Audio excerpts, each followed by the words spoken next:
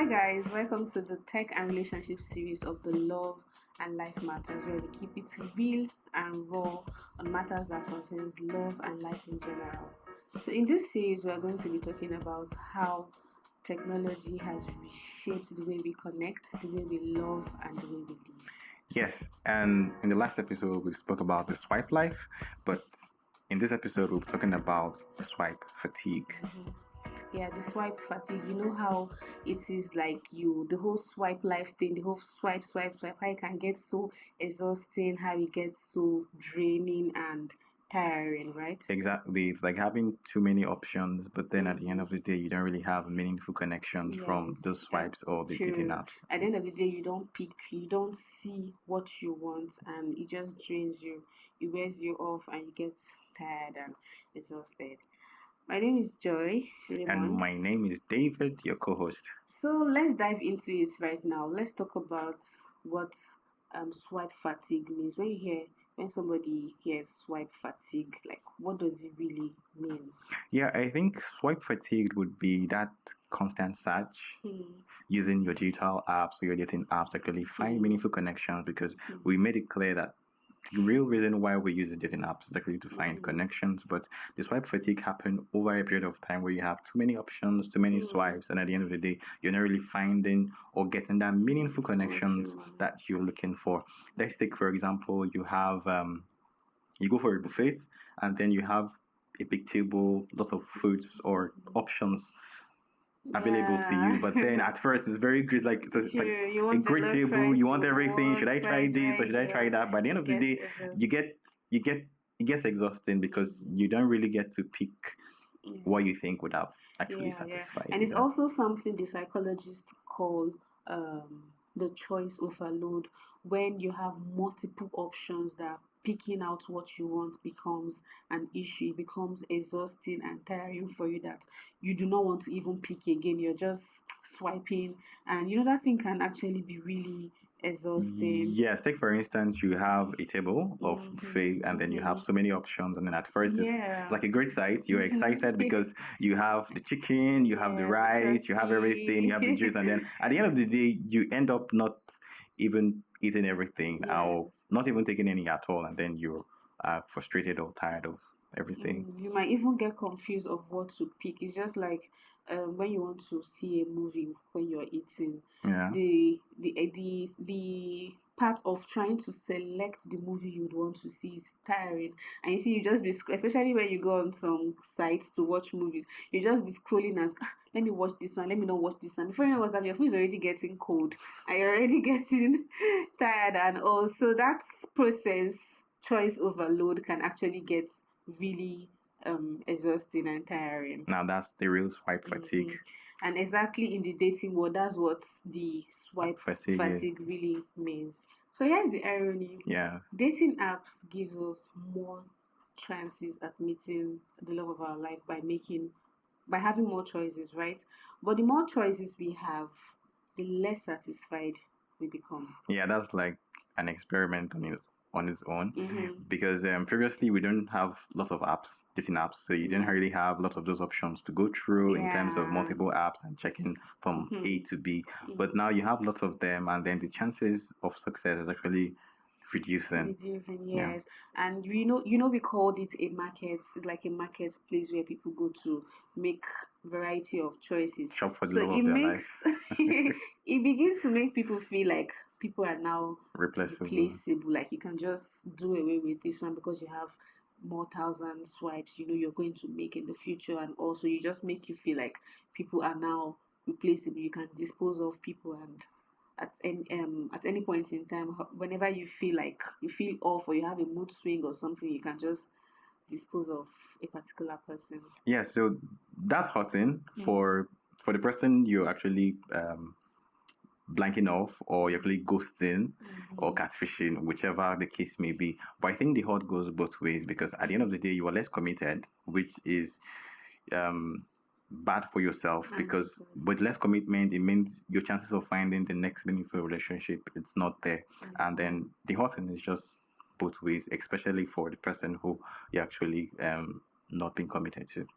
And we have people that are on these apps for various purposes.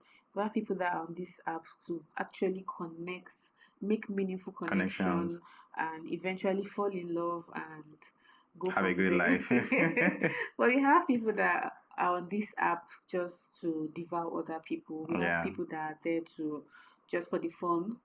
We have people that are there for the knacks. We have people that are there to make money. We have people that are there to dupe people and just hurt other people. So people Yeah. are on these apps, these dating apps for Several various. reasons.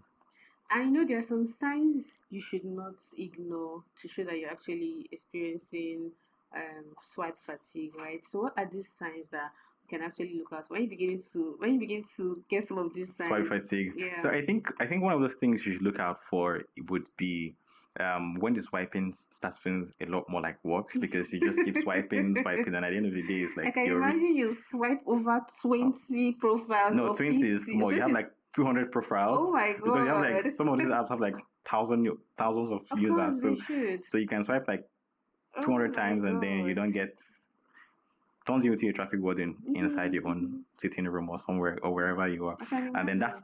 that's one part of it. And then the other is you feel more or less like the conversations are no more meaningful or whoever you've been conversing with or you're trying to Yeah. match or make connection with, the conversation is not really there, so it's not interested in you.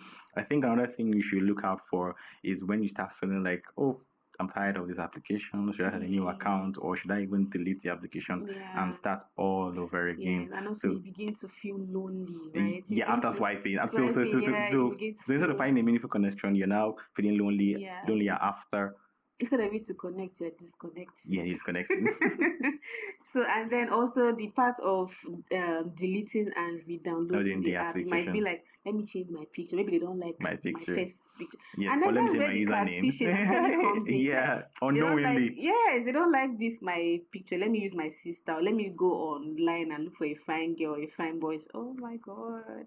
Okay. So now how can we actually deal with this swipe fatigue? Because I know that of course there should be a way out. It's not the end, of course, it's not doom. So now that we know how the swipe fatigue um we know the signs of swipe fatigue, Fatigue, there and should then be a it can way actually out. happen. So Yes. I think the very first things we need to do is actually take a break because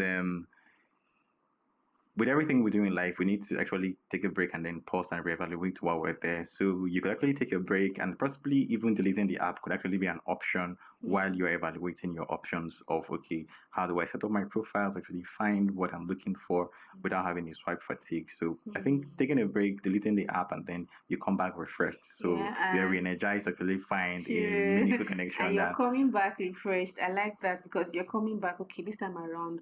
I feel like another thing you can do is setting boundaries. yes. You set your boundaries, you know that I do not want to do this, I want this, I don't want this. And Yeah. you give yourself time, maybe 10 minutes of swiping a day. You should not just spend hours there Yes. on the Yes. app swiping. Yeah. So you just Yeah. give yourself like, okay, let me go to the dating world today for 10 minutes. And you just swipe for 10 minutes and you take a break, you do Yeah. some other things. That's like setting Yes. So boundaries. So, like I said initially, when you take a break, you have to evaluate yourself. So that means you're coming back with a new sense of purpose. So at this point, you should be intentional of what you're looking out for. So aside setting your goals and all of that of what your expectation is, now you can see them for yourself. Yes. So when you see them or when you see a profile, you'll be sure if this person actually have the physical attribute I'm looking for before you even start a conversation. And then when you start the conversation, you also see, okay, what red flags are there and then how to actually navigate. Yeah, yeah.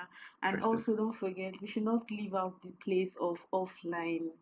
This dating, we said this digital this space is a or the new different world. tech Let's world. not disconnect from the real life, which is offline. You can actually meet people, join communities, go for events, Hangouts. Yes, we meet people every day. You go out to maybe your place of worship, you go out to events, try to attend events. I don't know, but there's this thing about Connection, networking with people. Yes, when you go out, it's not just to be. I used to be like that before, because I when I go out, I just like to just go and do, I'm there for. Yeah. Until I learned the power of networking and connecting with people. It actually goes a long way. Yeah. It's Yeah, so I helps a think lot. now the bigger picture there now is understanding what technology actually is. Technology, from a dating app perspective, it's ought to be a tool for meeting new people, but then we should not forget the essence of genuine connections that we have when we meet people in the physical space.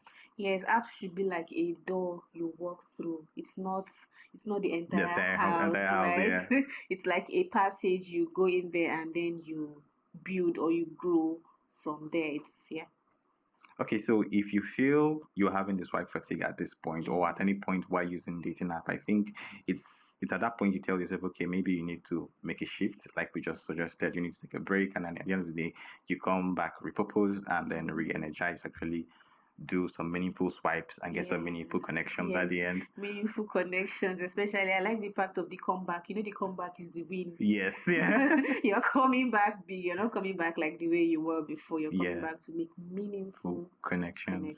Yeah. So if you're feeling like you're having a swipe fatigue, I think you're not alone in that feeling, because it actually happens a lot to quite a number of people. Then we've got to understand that, okay, what we need to do at this point, actually take a break, delete the app or take a break, whichever works for you, but just take a break and then reevaluate the purpose or the essence of you actually meeting people using a dating app, so that when you come back, you are re-energized to do that. Yes, I like the part of the comeback, because we are now leaving and let's not forget the part of the offline world. Let's not get so meeting people physically. Yes, don't get engrossed in the online space that you forget you have a life out there, that there are real people that you can actually meet on the way you talk to them in places you go to. And also, let's not leave that part out. Yes, then ultimately, I think we should have this in the back of our mind, knowing that, okay, technology as related to dating apps, it's just a tool, and the tool should mostly be used for good at all times. But then if you feel that way, then you should also consider the fact that having meaningful connections with physical people is actually the best thing that would happen. So if you're feeling like you're having a swipe fatigue, remember that you're not alone in this, and then we've all gone through it at some point, and then what we needed to do was actually take a break and then come back feeling better to enter into the dating world or the dating app. So don't forget that we have an offline world apart from the online world. Don't forget that you can actually connect with people physically, not necessarily only online. You can connect with people physically. You can meet people, build up a connection, and grow with them. So that's the wrap on the swipe fatigue for episode 2. Too many choices and too little love. So make sure to subscribe to our YouTube channel and share this with someone. See you in the next episode. See you next time.